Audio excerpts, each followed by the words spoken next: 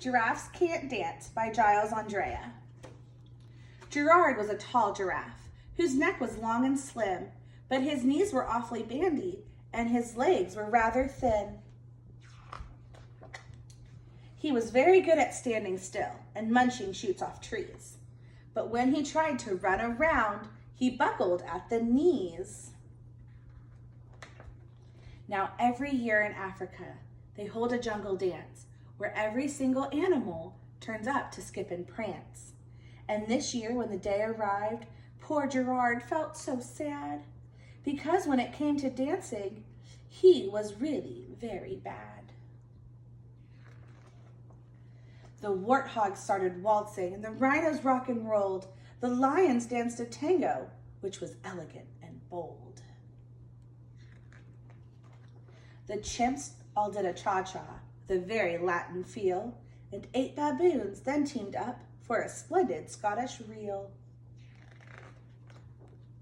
Gerard swallowed bravely as he walked towards the floor, but the lions saw him coming, and they soon began to roar.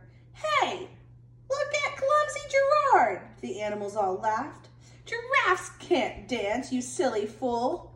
"Oh, Gerard, don't be a daff." Gerard simply froze up. He was rooted to the spot. "They're right," he thought. "I'm useless. I feel like such a clot." So he crept off the dance floor and he started walking home. He'd never felt so sad before, so sad and so alone. Then he found a little clearing and he looked up in the sky. "The moon can be so beautiful," he whispered with a sigh. "Excuse me," coughed the cricket, who'd seen Gerard earlier on, "but sometimes when you're different, you just need a different song." Listen to the swaying grass and listen to the trees. To me, the sweetest music is those branches in the breeze. So imagine that lovely moon is playing just for you. Everything makes music if you really want it to.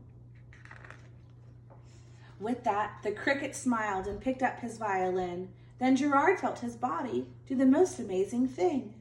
His hooves had started shuffling, making circles on the ground. His neck was gently swaying and his tail was swooshing round. He threw his arms out sideways and he swung them everywhere. Then he did a backward somersault and leapt in the air.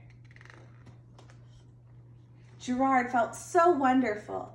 His mouth was open wide. "I'm dancing, yes, I'm dancing, I am dancing," cried Gerard.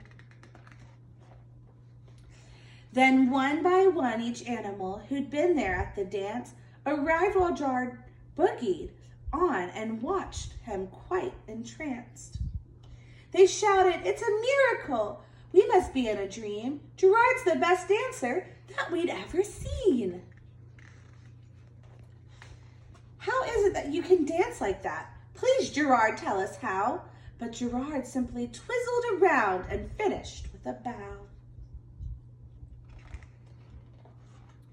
Then he raised his head and looked up at the moon and stars above. "We can all dance," he said. "We have to find the music that we love." The end.